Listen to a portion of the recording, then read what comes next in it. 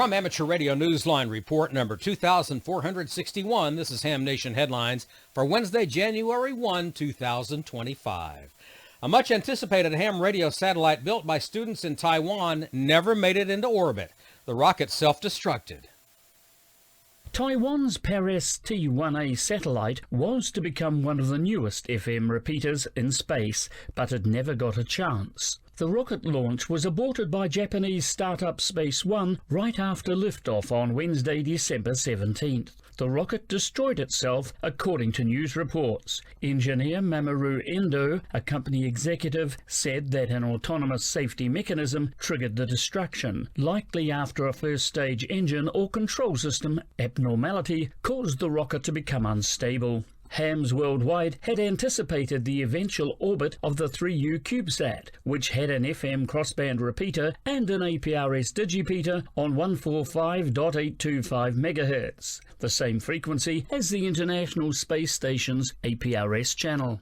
Meanwhile, the amateur satellite known as Paris T1 is being scheduled for launch by SpaceX in January, carrying an APRS store and forward system. Both satellites were student projects at National Formosa University. This is Jim Meachin, ZL2BHF.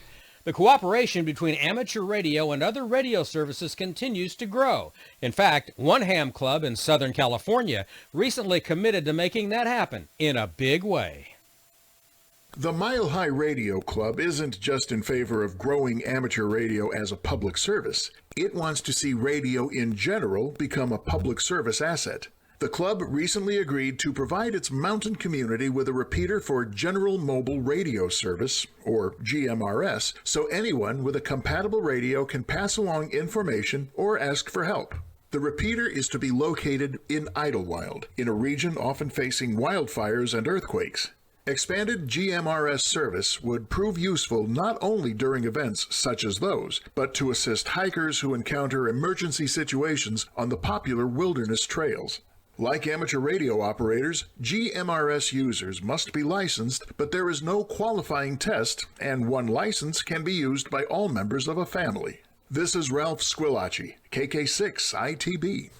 A scholar from the Massachusetts Institute of Technology has expressed concern about the impact of geomagnetic storms on space traffic coordination among satellites.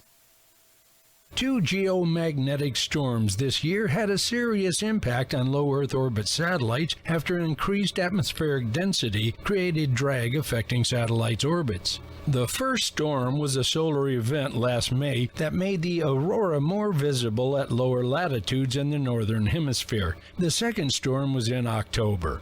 Most of the satellites affected by these storms were part of the Starlink constellation. William Parker of MIT told a meeting of the American Geophysical Union on December 9th that the shift in orbits was not easy to accurately track, posing a greater likelihood of collisions. He called the phenomenon a mass migration of satellites.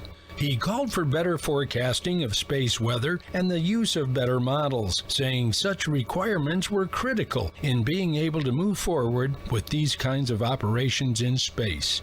This is Dave Parks, WB8ODF. And that's all from the Amateur Radio Newsline, your independent source for amateur radio news since 1976 at arnewsline.org. With Jim Meachin, ZL2BHF, Ralph Squillace, KK6ITB, Dave Parks, WB8ODF, Karen Eve Murray, KD2GUT at the news desk in New York, and our news team across the globe. I'm Don Wellbanks, AE5DW.